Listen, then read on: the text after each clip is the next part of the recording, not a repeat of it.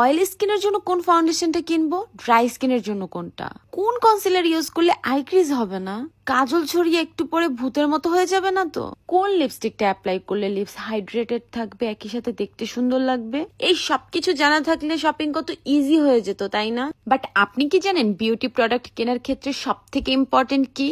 সব থেকে ইম্পর্টেন্ট হলো এমন একটা জায়গা খুঁজে বের করা যেখানে অথেন্টিক প্রোডাক্ট সেল করে। স্কিন কেয়ার হোক বা মেকআপ আইটেম, আমরা সবসময় একটা কনফিউশনে থাকি, অথেন্টিক প্রোডাক্ট কিনছি তো নকল প্রোডাক্ট ধরিয়ে দিচ্ছে না তো।